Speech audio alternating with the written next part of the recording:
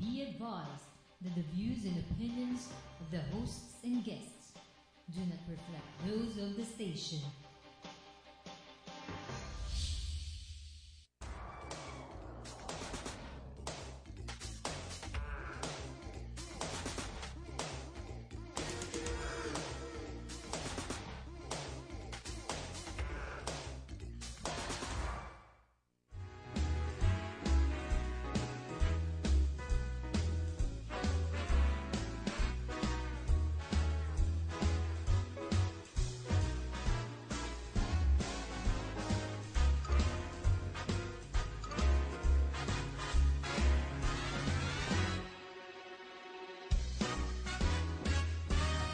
Good morning. Welcome to Expat Insights. I'm your host Raju Mandhyan. Here at Expat Insights, we take external views of internal successes by foreigners, expats, and immigrants who have made Philippines their home and are doing good in the Philippines, either in business or society. This morning on Expat Insights, this Friday morning, we have a celebrity expat. This is a gentleman formerly from India, then from the US, and now has made Philippines his home for the last 7 years. And he is the Chief Executive Officer of SPI Technologies, and his company was selected the best BPO company in the year 2011, and he was also chosen to be the best expat executive in the country. Ladies and gentlemen, let's welcome Mr. Maulik Parek of SPI Technologies. Thank you, Raju. Mabuhay. Mabuhay. Welcome to the Philippines. Thank you. Thank you for having me here. Really appreciate it. It's a pleasure. I've been chasing you for a few years. That's right, yes. Since you became the celebrity expat in the country. That's good. Now it seems like I'm chasing you. You are? Okay. Maulik, a few words about yourself, besides what people know and see and hear. Tell me what makes Maulik Maulik. Well, I think we are a summation of all the experiences that we have gone through in our life, and I believe I have gone through a unique set of experiences, and everybody kind of goes through the same. But my background, I grew up in India, went to the US to do my graduate studies, and I think one of the defining moments in my life happened very early on when I left my master's in computer science degree. Just when I was about to graduate, had a 3.8 GPA, and the only thing I had to do was to do my thesis, and I left it to join a non-profit organization when I was 22 years old. And my parents almost disowned me, wondering what the heck was I thinking. But I realized that my heart was not in computer science, and early on in my life I realized I think I should follow my heart. So there was a kind of a unique defining moment happening very early on. So that was one of the experiences I always share with people who may not know me enough. The other one happened. So you're a dropout. I went back to school after that and got my MBA. Okay. But I realized that computer science was not my thing. Right. And instead of spending the rest of my life programming and becoming a part of what they call the American dream or the American nightmare, however you look at it, I thought I need to kind of chart my own course. So at that time, when you were 20-something and your heart was not in it, today, X number of years later, have you found your heart, or did you discover it then? No, actually... where was the core? Where was your passion then? I think my passion, I realized, was about people. And what I was attracted to was this non-profit organization called Up With People. They bring in young people from around the world together, and they travel to 90 different communities in 6 to 8 different countries in a year, and get to know different cultures. They stay with the host families, they give back to the communities, they put on a 2-hour musical performance. So I felt like that was my boot camp when it came to people skills and interpersonal skills. And I found my heart that I want to do something when I'm dealing with people versus the machines. So let me try. I know the people from the music people, Up With People. Luis was here on my show one time. Yep. So you're saying that you thought that there was a lot more energy and value and outcomes when you interacted with people. You discovered something other than just things. Is that correct? It is. It's like, you know, in India we say life should be like a river, right? It should flow. Yeah. And I felt that when I was working with people and interacting with people and getting to know other cultures, it flowed. But when I was dealing with machines through programming languages, that was not my thing. And I'm glad that I found that out when I was 22 versus spending a whole career and then figuring out. Yeah. At least you didn't wait until you grade. That's right. Yeah. You know, Stephen Covey says that managers always are really good at climbing the ladder, but leaders make sure that the ladder is leaning against the right wall. And I thought what I was going through when I was 22 was exactly that. I was wanting to make sure that the ladder I was about to climb was not leaning against the wrong wall, that I wake up one day and say, wow, I've arrived at the top, but that's not the top I was Makes a lot of sense. Makes a lot of sense. Your journey from that time with up with people and mixing with people and you landing in this lovely country that I call home. So maybe can you just rush us through the whole scene and land yourself in Philippines, how and what makes you happier here? Sure. No, that's a great question. After I joined Up With People, I actually stayed with them for 5 years. So singing, dancing, and moving around. 5 years? Well, I didn't sing or dance. They realized either that I was not good at it, or they just didn't want to take a risk with me. So they put me in a marketing and sales, and that's what I did for Up With People for 4 years after traveling as a cast member. But after that, I realized I needed to go back to school and really hone my skills as a business manager. So I went back to school, got my MBA. And right out of MBA, another defining moment took place in my life. Instead of joining any other consulting firms that a lot of my colleagues were joining, I picked Dish Network, which is one of the leading TV providers in the U.S., because they did not give me a title when they hired me. They said, Maulik, I don't know what you'll do when you join us, but we like you, you are a good fit for us, and we'll find the right thing for you. And what kind of job did they give you? So the first job was when I arrived at work, January of 2001. They gave you a ladder and a wall? They actually gave me better. They gave me tickets to go to 8 different countries and said, Maulik, your job, your first assignment is to go around the world and look for the best location where we can offshore our customer service. And I had never been part of a BPO industry before. I didn't know what BPO industry was. What year was this, Maulik? This was in 2001. And that's the time that BPO industry was just taking form, or maybe a year or two before that. Exactly. It was that's the when beginning. people were beginning to outsource. That's right, yeah. Right, so you got in at the ground level. So tell me about that experience in Philippines then. It was great. I came here in March of 2001 for the first time. And I out of the 8 countries, this was the first, or? No, this was the last. So I kept Philippines. Good for us, huh? Okay. Philippines for the best for the last. And I realized right after that my search was over. I didn't have to look for any other countries anymore. I went back to Dish Network executives and I said, guys, we gotta go to the Philippines. Let's start a small project. And they said, well, thank you for recommending. You are not a consultant, so now make it happen. So that's how the love story with the Philippines actually began. Okay. We'll take a little break. Sure. And I know you have great ideas about leadership. I want to probe that area. But before I take that break, I ask every guest of mine that what is it that you like about Philippines? And don't tell me people. I mean, choose the second best, all right? So is there something else that you like about Philippines? The food, the clothing, the fiesta? People I know. I mean, we love them. Is there anything else, Maulik, that comes second? It is related to people, right? I think it's the real warmth you feel, not in the air and the hot weather I'm talking about. But I think as a human being, you gotta be in a culture where you feel alive and that you are not just one of the numbers that government reports, but you really have good heart-to-heart conversations with people. And I feel that part of me is quite happy to be in the Philippines. I had 2 Asian Americans here. One of them was a lady called Juanita Naidu, and the other one was, what's his name, Art Park. Both of them trained in the U.S., live here.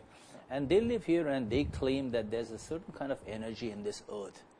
And they foresee that this might create a lot of impact on the rest of the world. So that was a thing that they felt. Yeah, I agree 100%. Yeah. Anyway, let's take the break. Sure. Then we'll come back and talk to you about your ideas on leadership. Absolutely. Okay. Yeah. So, ladies and gentlemen, that's Maulik Parek, and I'm Raju Mandhyan, your host for Expert Insights. Let's take a break and come back and talk to Maulik some more about leadership. Stay watching.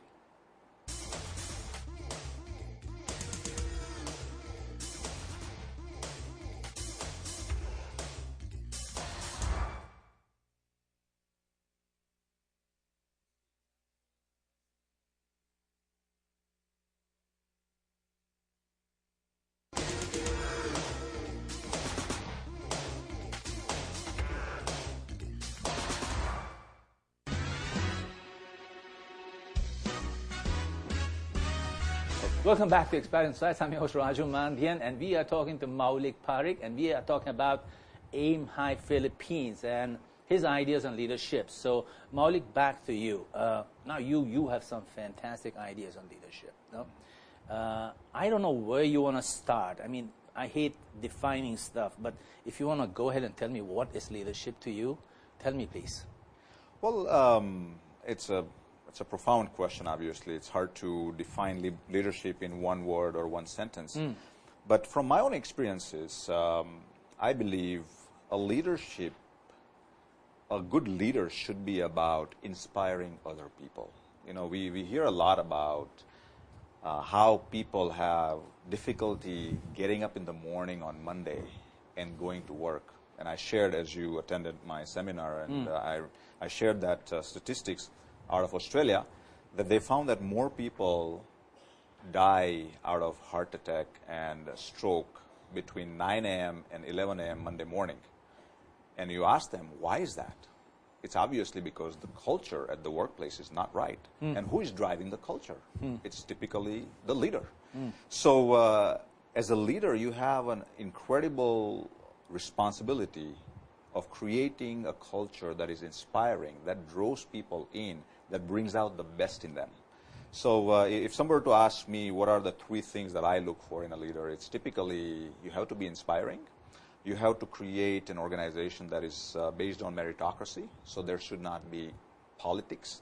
And the third thing, and the most important thing, is the word in the Philippines, malasakit. If you have that compassion and care, the genuine compassion and care for others, then you're going to make a difference in other people's lives. So you said inspiring, somebody who organizes and somebody who's caring. That's right. Somebody who's compassionate, no? Inspiring, how inspiration and leadership, where does the connection happen, and how does an ordinary person pick himself up and say, I'm going to become inspiring today on? Is this something, a choice you make, or this is something that's inborn? How do I go about becoming inspiring?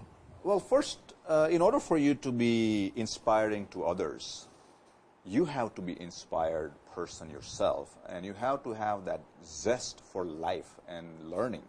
And once you have that, you start sharing that zest for life with other people as well. One of the things that I talked about in my seminar were that there are 5 elements to being an inspiring leader. Number 1, you have to put a stake in the ground as to where you want to take your group to.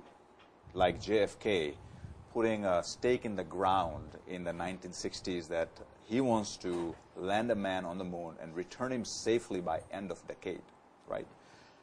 You as a leader have to do the same thing for your organization. What is that place that you want to take your group to? Number 2, you have to then go around and look for the right people who can take you there. People often ask me, it's like, Maulik, how do you go about doing it? I said, I don't personally do anything. I just surround myself with people who know how to get us from point A to point B.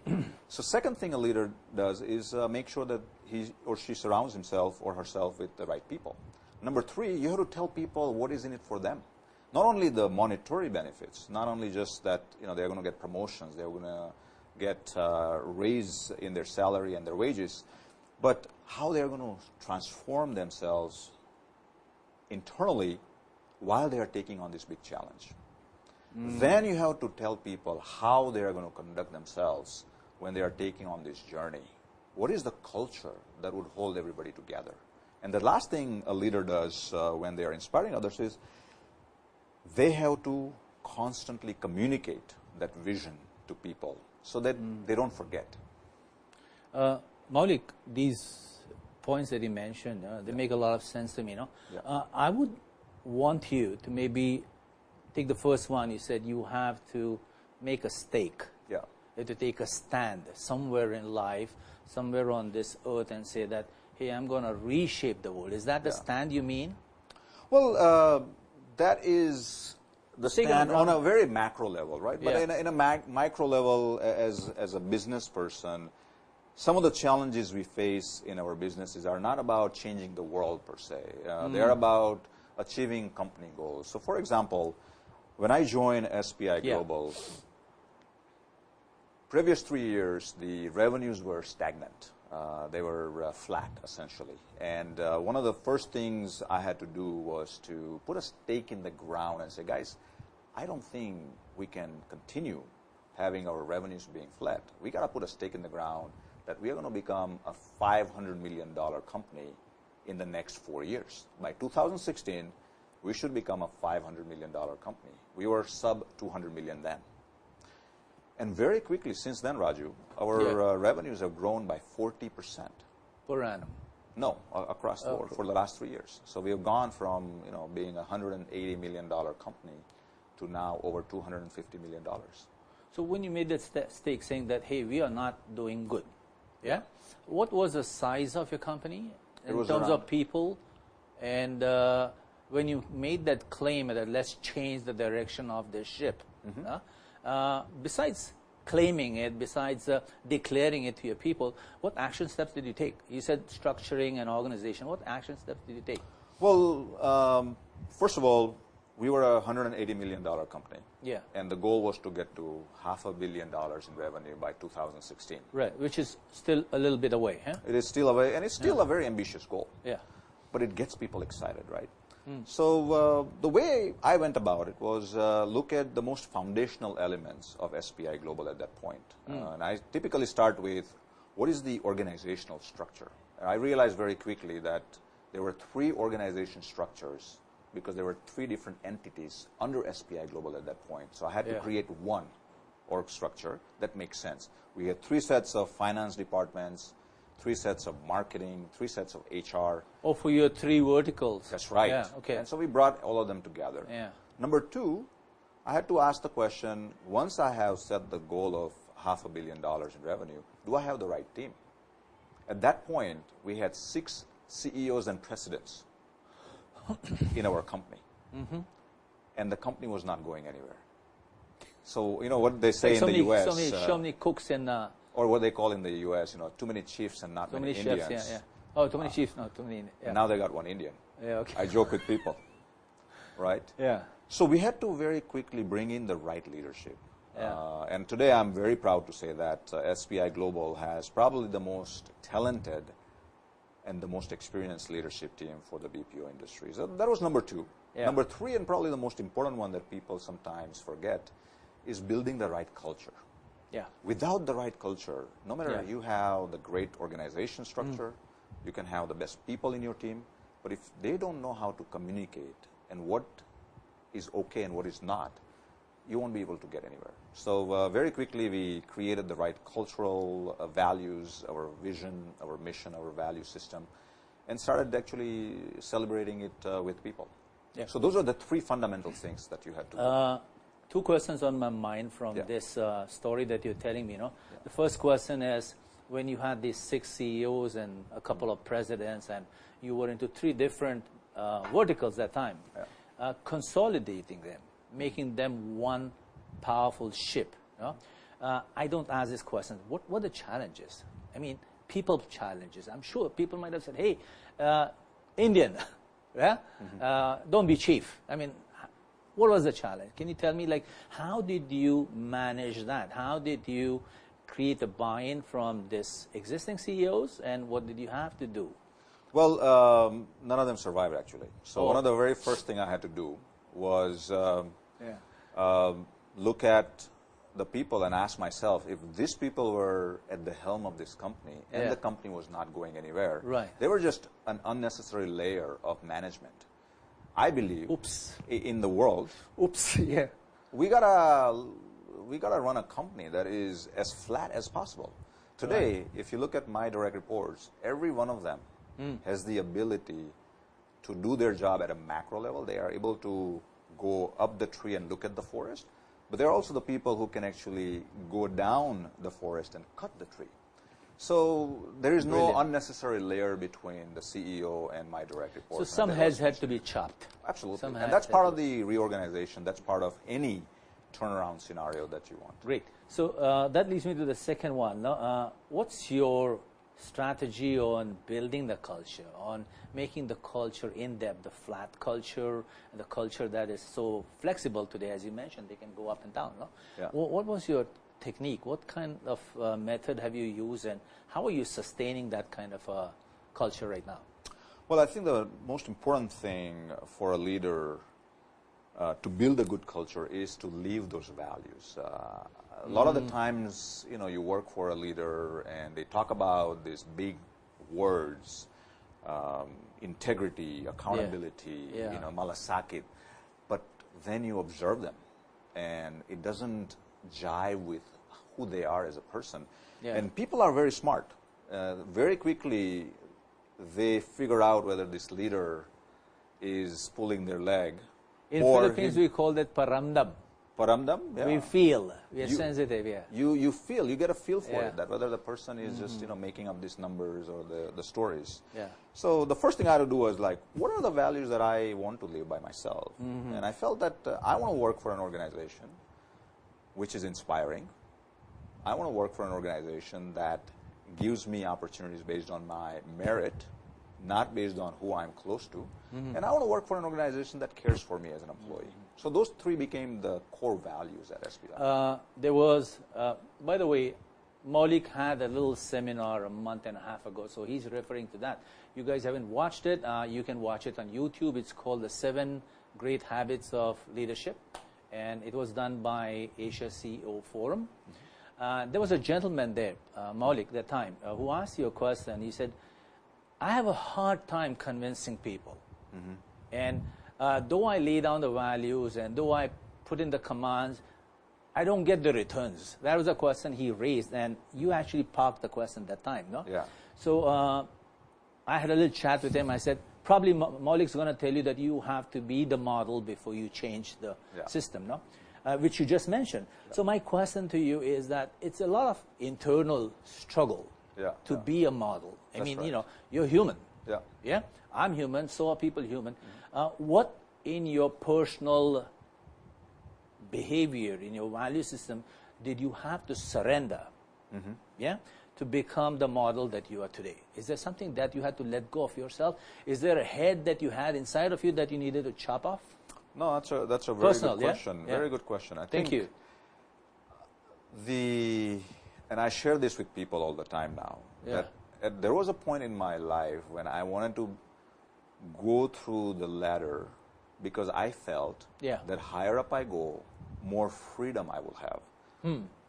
And I realized one thing, Raju, is that the higher up I go, less freedom I have. So as a CEO, one thing that I give up is part of my freedom. Because, yes, I'm a human being, but I always have to wear a hat. In this day and age, which is very interconnected, and we have 18,000 people around the world, 13,000 of them in the Philippines, I have to make sure that how I portray myself as a leader of the company is never jeopardized with my actions. So freedom is one thing that obviously you lose as being a CEO of a large organization. Expand for me that freedom. Yeah. What are the elements of that freedom? One, you said that, yes, you have to be visible all the time. That's probably one of them, no? And you probably have to surrender some of your own needs, maybe, time off. But what exactly are the elements of this freedom that you have to give up? One of the examples would be if you are just starting out in an organization as let's say, a frontline employee, as a team leader, as a manager. You are not in massive pressure as to what you say and how you act and how it would impact people.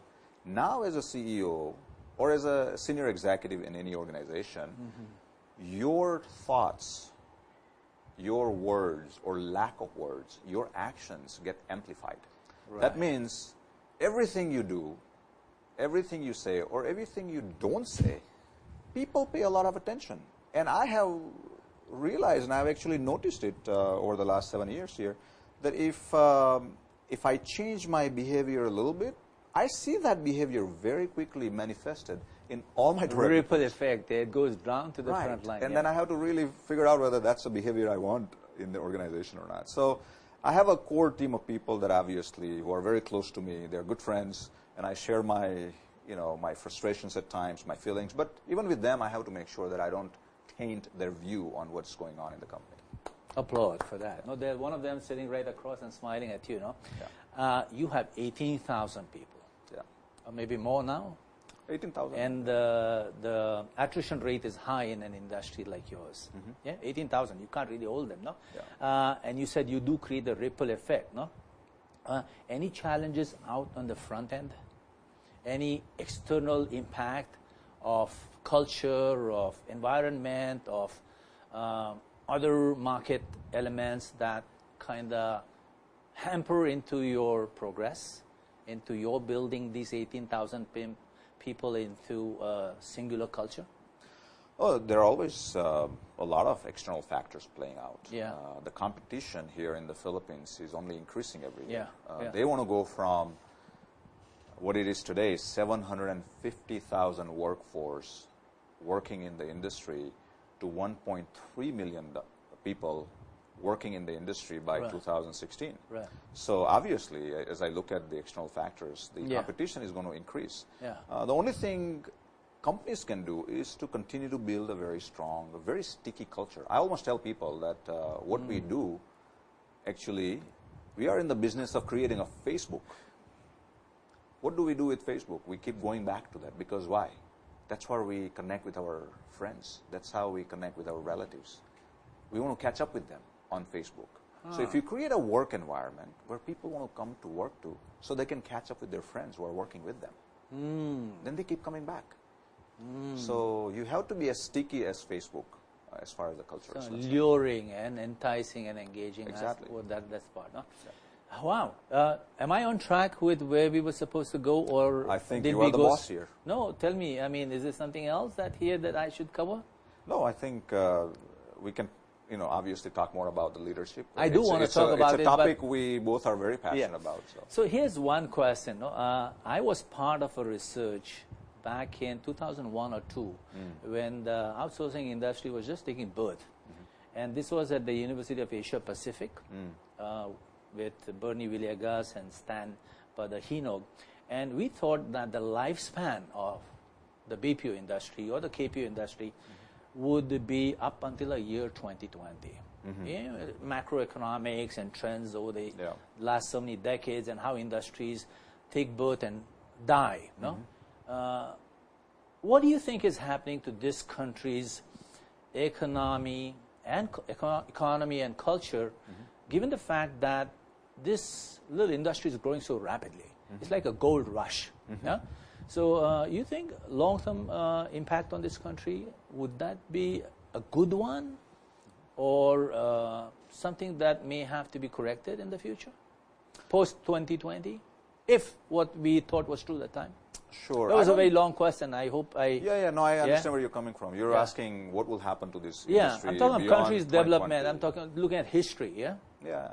I don't think this is an incident of a gold rush that would end anytime soon. And the reason I believe that is because Philippines is one of the very few countries in the world with English-speaking people. The communication skills are so important when you're looking for the growth of the BPO industry. Yes, China has 1+ billion people, and yes, they're spending a lot of effort and time in teaching English. But for them to get to the level and the quality of English that this country has to offer, it's going to take 20, 30 years. So I feel that the long-term view of the country is going to remain bullish. Now, whether it will continue to grow at 20% a year is something we'll have to kind of see. Is English the only factor, or how about technology change? How about another disruption in economic conditions of other countries. You know, I mean, English is just not the key. Just thinking. Well, English mastery of language. for the BPO industry, English is the key, and as long as there is a labor arbitrage between some of the Western world, the developed world, the U.S. or the European countries or the Australia, New Zealand, then this country will continue to grow. All right, Maulik, one more break. Yeah. Yeah. And though we have 10 minutes, I'm going to extend it for 15. Okay. So we can talk about aim high. Sure. And we'll talk about, aim high, which is the most important issue here. Sure. So let's take one more break, and we are really in depth with Maulik Parek on aim high and leadership, and we'll come back and talk to him about his project called Aim High. Stay watching. I'm your host, Raju Mandhyan. This is Expat Insights.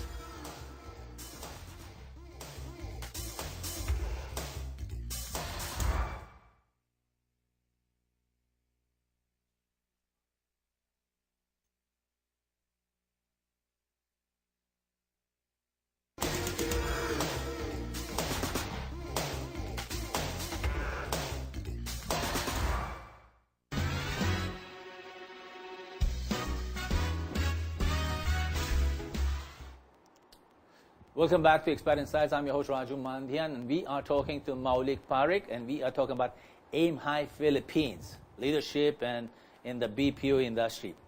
Maulik, now you have a project called Aim High Philippines. Mm-hmm. It's being launched by Miss Celeste Ilagan.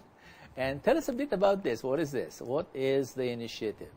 Well, it's a group of us, Celeste Ilagan, who is here with us in studio. I was going to say Celeste Legaspi for a minute there. I've heard that before, actually. She's a really good singer. Celeste Ilagan, So obviously Celeste Ilagan, as well as May Dizon, two of my partners in crime in this particular initiative. Yeah. We have been thinking about giving back to the community for almost 3 years now. Mm-hmm. And the idea came from a simple realization that this country has been good to many of us working in the BPO industry. We have been able to go through the ranks. We have been able to achieve financial stability. We have been able to achieve the ranks of management that we never imagined we could. The individuals in the industry. Yes. The 750,000 people. Yeah. Exactly.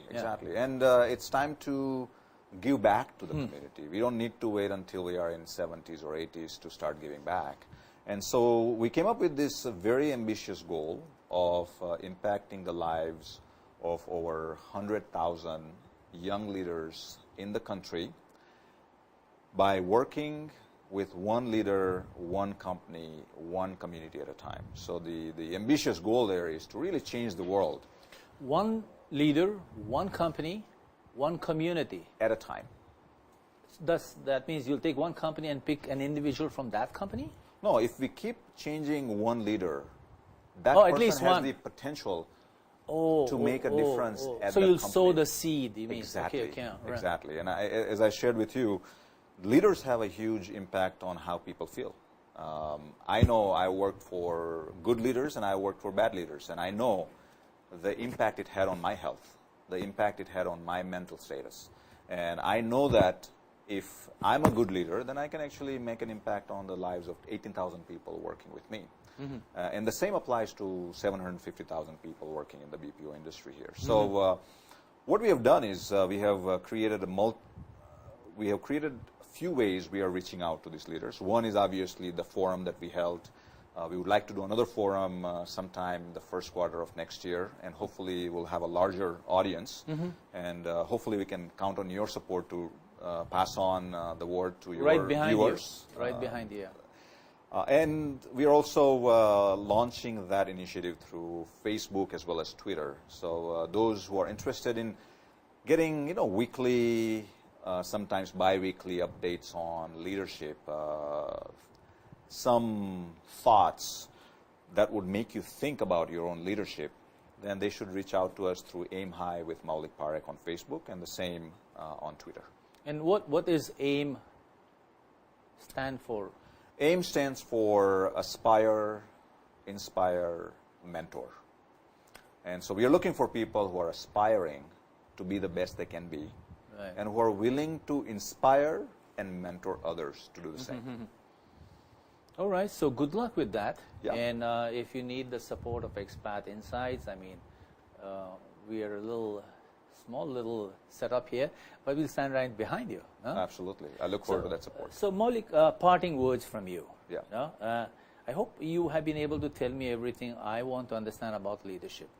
That's one. Is there something else that you want to tell me, something much more insightful and powerful about what makes people rise up and become leaders?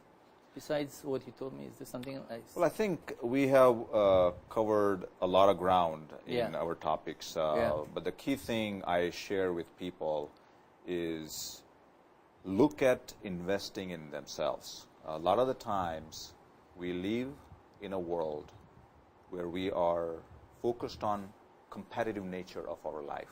Right from the beginning, you know, we are competing with people in kindergarten. We are competing with people in high school. We are competing with people who are working with us. But at the end of the day, we should be competing with our previous self and become the best that we can be. Shake on that. Yeah. You know, shake on that. So, good luck and your dream for yourself. Do you want to make Philippines your home? It is already a home. Do you want to make it a long-term home? Do you want to join the PRA and retire here? One day at a time. But I love the Philippines. It's my home today, and I can. Any Filipino leader that inspires you today? MVP. Tell me a bit about him. What kind of a human being he is? He is very intelligent, very good at what he does. Well, Obviously, MVP, by the way, is Manuel V. Pangilinan. That's Am I right. right? So MVP Yeah. because it's the most valuable player. Yeah. Yeah. But what I admire about him is how effortlessly he manages a large empire covering over $40+ billion of assets. And he makes it look so easy. And when I asked him who is his role model, and he talked about Alexander the Great, the king once ruled practically the whole world from Macedonia. Did Alexander the Great have those values that he mentioned? Compassion, what was the other one? Inspiration, and the ability to organize. Did he have that? Well, I'm sure Those he are the had things he the. mentioned. I'm not sure about the compassion because he did kill a Yeah, lot of people. I know. But he inspired an army to essentially He take on organized the world. it, yeah. And he couldn't have done that without making it more of a meritocracy and really doing a good job organizing it. One last question and we'll close this event. Now, in your talk in July, you made a comparison between Gandhi and Rizal. I actually liked it, and there was a time that we did an event where we created a comparison. How do these two people inspire you, Maulik? Because you're now part Filipino and part Indian, no? What do you pick up from them and which you can use today's world? Well, they are the people who lived and sung their own songs. So the most important thing I pick up from Gandhi and Rizal is they didn't care about how they compare with other freedom fighters. They didn't care about whether they are recognized more than the others. They just felt something from deep within them. They heard a voice within them, and then they just followed that voice. I think that's very beautiful, to be able to just do that singularly and without being distracted by everything else that's going on around them. Was Lincoln a parallel? Absolutely. Lincoln obviously had a different situation altogether for him. He was a political leader. If you think about Lincoln versus Gandhi and Rizal didn't have any political Position. role. Right. And they were able to achieve a lot. Right, so it does boil down to the fact that you mentioned that a person must become a better version of himself for himself, and also must put a stake in the ground in whatever change he's trying to create. Okay, Mr. Parek, thank you very much for being on Expat Insights. Thank you for your wonderful insights, and happy to have had your company here. So good luck with Aim High, and happy living in the Philippines. Thank you. Maraming salamat. Okay, welcome. So that was Maulik Parek and his wonderful insights on leadership. And I'm your host, Raju Mandhyan. Next week, we will see you with Mr. Brian Lane of Asia Tigers. Good night, mabuhay, and have a great weekend.